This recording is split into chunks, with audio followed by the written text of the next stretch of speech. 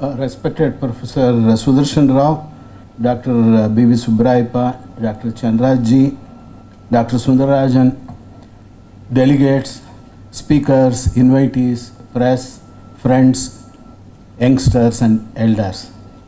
It is really difficult to talk after a Vice Chancellor talks. For any professor it becomes difficult. Feeling the same thing.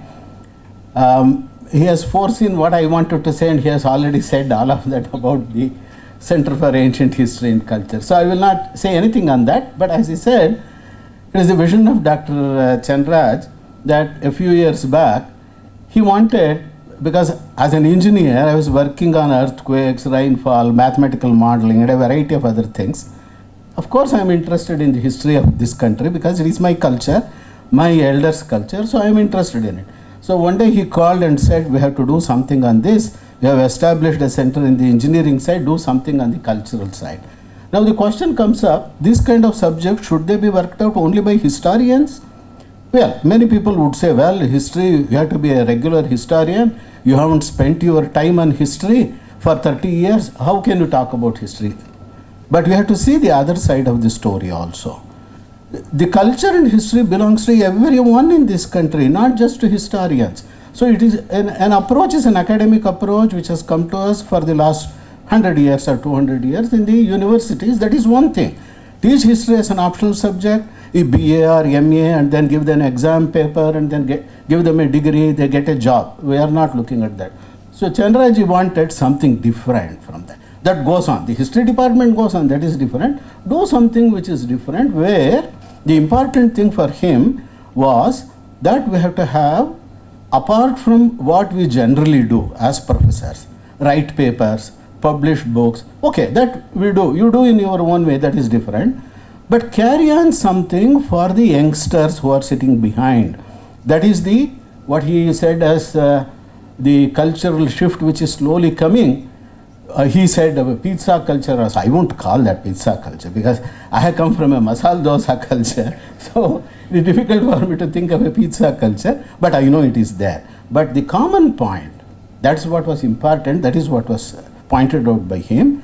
History is ancient, agreed, but the culture is modern, it is contemporary, whatever we are. You have to combine the two, you have to fuse the two. And the best point which is going to fuse, is it the story of kings, battles, the dates, when the Talikota happened or what was that? That's all important, no doubt, for the traditional historians. But it is the intellectual thinking which is there, which has continued up to this time. Take whether the mathematics, so there are a lot of controversies, discussions go on, whether the so-called Pythagoras theorem was due to Bodhayana or due to somebody else. Did Pythagoras visit India? These are all intellectual questions, not just emotional questions. And it has something to do with this country, with the youngsters, and music, classical music, which continues to this day, Ayurveda, which has become so important for us. These are all intellectual efforts. Now you may ask, what is not intellectual under the sun? Yes, everything is intellectual, no doubt. But for this seminar, we picked up a few topics because in about 3 days, we couldn't cover everything which has happened the last 3,000 or 5,000 years. But slowly, if there is interest, it can be repeated. This is the kind of activity which was envisioned originally, an outreach activity. Now, once you have such an activity, obviously, it is not just of interest to the students, but even others, the industrialists, IT people, since several of the senior people also here who are interested, who have come up, they are equally interested in this activity because it is something common. So we wanted to identify something which is common along all the age groups, along all the professional groups. That is how we came to this seminar. And the IT people, in fact, who promoted this, who wanted this to happen, their question was the following. In China, the softwares are written using their linguistic abilities of Chinese language, which many times the others are unable to hack. Similarly, it seems the Arabs are also doing. I'm not aware of it because I'm not a specialist in that area. But these people came to me, and Suresh Rao and Vishwanath, they should have come here, or maybe they will be joining soon. There are about 20 IT people who wanted to know something, get something of the intellectual effort which has happened in this country, in roughly in Sanskrit, so to say, and they wanted a 3-day program to be given to them, and they will come and interact, particularly on Saturday in more detail. And this is only a dialogue between us, that is between the Jain University Center for Ancient History and Culture, and on the other side, whoever they are. And our hope is by the end of the third day, this dialogue will end up in a handshake, and slowly the local intelligentsia in Bangalore, that is the leading IT professionals, will take interest in CAHC, learn from us some of the intricacies of not only the mathematics which is there, but also of language, the Sanskrit language. Not that immediately they are going to write a program in Sanskrit, that is not the idea. But they want some new thoughts.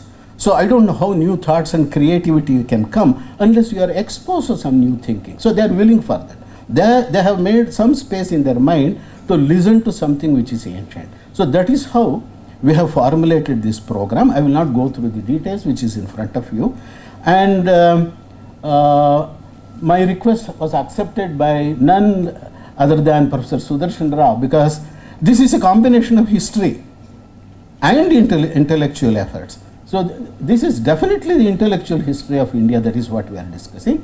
So I could not find any person better than Professor Sudarshan Rao, the chairman of ICHR, and he readily agreed, even though he had to come all the way from Delhi for this, and today he has to go back to Patna, he told me, for some other thing. He has kindly agreed and come to inaugurate this. So I personally thank him for that.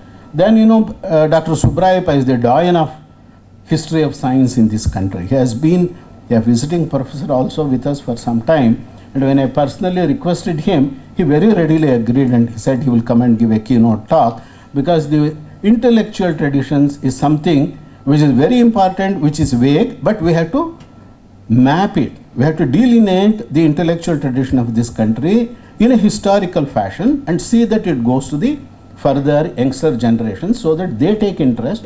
They may get a new idea. Like Manjul Bhargav, he says he got a new idea of reading the Chandas and all that. These people may get a new idea when they go through this, and they may do some wonders. We don't know. So that is the idea with which you have organized. When I requested for the speakers, I should say a word about them. Michael Donino, some people said they want to come and see him, so they are coming. So they should have been here already, because they have seen his book on Saraswati and others. Then Professor Wahia from TIFR is the professor of astronomy, famous person in archaeoastronomy is here. Then we have Professor Ramasubramaniam, a giant of a scholar, both in physics as well as in Sanskrit, Vedanta and whatnot. So he has yesterday come for this. He landed early morning from Beijing.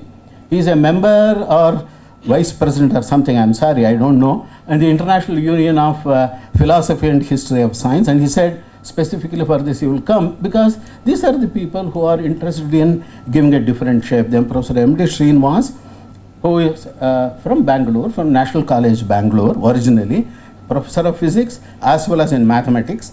Then we also have Dr. Alex Hankey from, he was trained in MIT and in Oxford. Right now he is with S. Vyasa, working on consciousness, brain and esoteric things like that. So tomorrow he will be giving a talk on that. And we have our own people, of course, Dr. Kannan, who is a specialist in Sanskrit, and Dr. Amba Kulkarni, who is a grammarian and a computer scientist, who will be coming day after tomorrow. I hope I haven't left out any names. By any chance I left out, please remind me. I think I have covered all the speakers' names. The IT people are also coming. And in the subject wise, the ancient means we have to start somewhere. Generally in the history meetings, you start with, say, Vedic history, Puranic history, then intermediate period, then the modern India, ancient India, medieval kinds of things. We said we are not bound by any of that. We will do on our own. Ancient means real ancient, as we know. That is the Harappan starting point.